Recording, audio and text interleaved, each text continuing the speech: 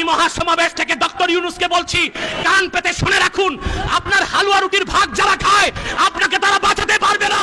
নাহমাদুহু ওয়া নুসাল্লি আলা রাসূলিহিল কারীম, আম্মা বাদ।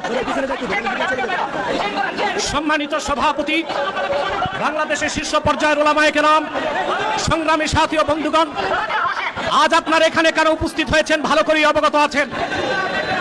গত 24-এর 5ই আগস্ট পরবর্তী আমরা চেয়েছিলাম একটি সুন্দর বাংলাদেশ, যেখানে থাকবে না বেইনসাফ, হানাহানি, সন্ত্রাস, খুন খারাপি।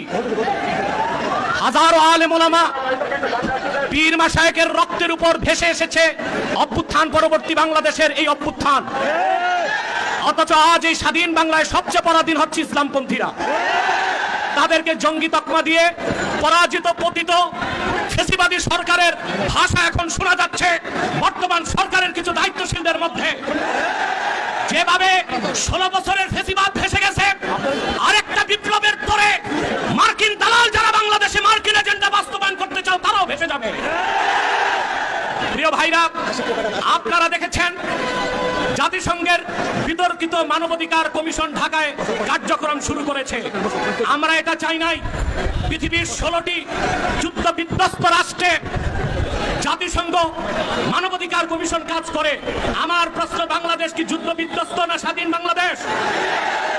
তাহলে এখানে জাতিসংঘের মানবাধিকার কমিশন কেন? তাহলে বোঝা যাচ্ছে মার্কিন দালালরা বাংলাদেশকে যুদ্ধের দিকে ঠেলে দিচ্ছে।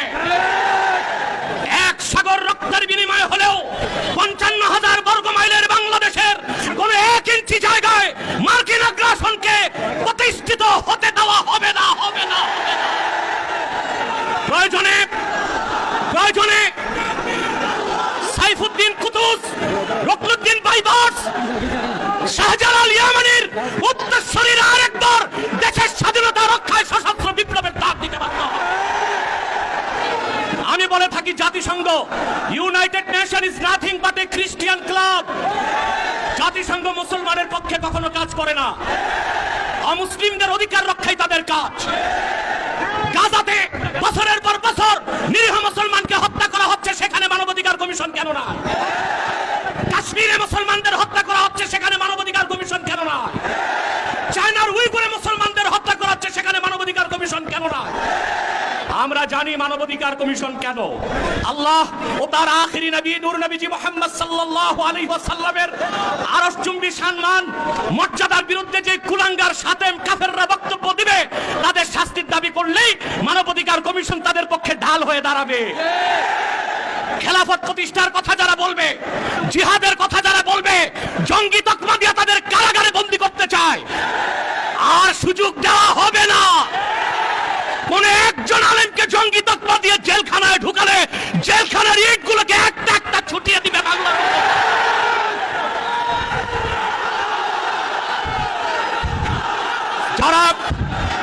যারা শরিয়া রাষ্ট্র চায়, যারা জিহাদে বিশ্বাসী, তাদেরকেই পশ্চিমারা জঙ্গি বলে। আর যারা বুলেট নয়, ব্যালটের পূজারি, ওইসব পীর আর মৌলবীদেরকে পশ্চিমারা মডারেট মুসলিম বলে। তারা মডারেট মুসলিম না, মুনাফিক মুসলিম। প্রিয় ভাইরা, জঙ্গি শব্দের উৎপত্তি কখন থেকে?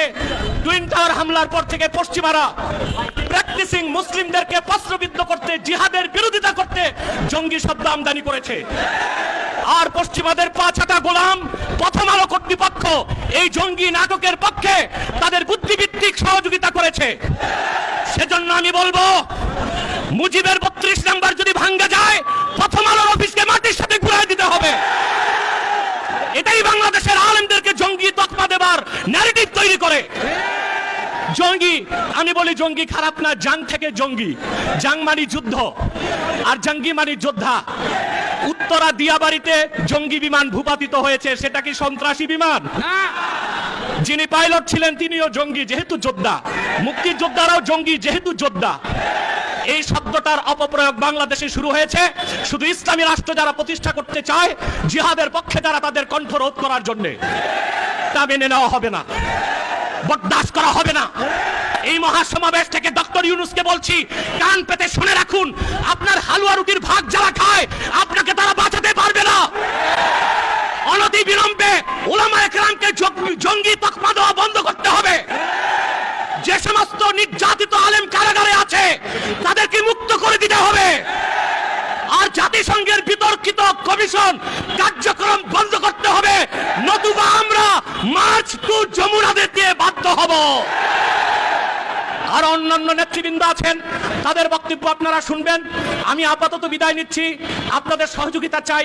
পিছনে যারা আছেন এখনো সামনে জায়গা আছে, আপনারা যেতে পারেন, আর একটু ফাঁকা করে দাঁড়ান, নতুবা হিট স্ট্রোকের সম্ভাবনা আছে। একটু 2 হাত পিছনে চলে যান, মিডিয়াকে সামনে আসার সুযোগ করে দেন। ওয়াখির দাওয়ানা আলহামদুলিল্লাহি রাব্বিল আলামিন।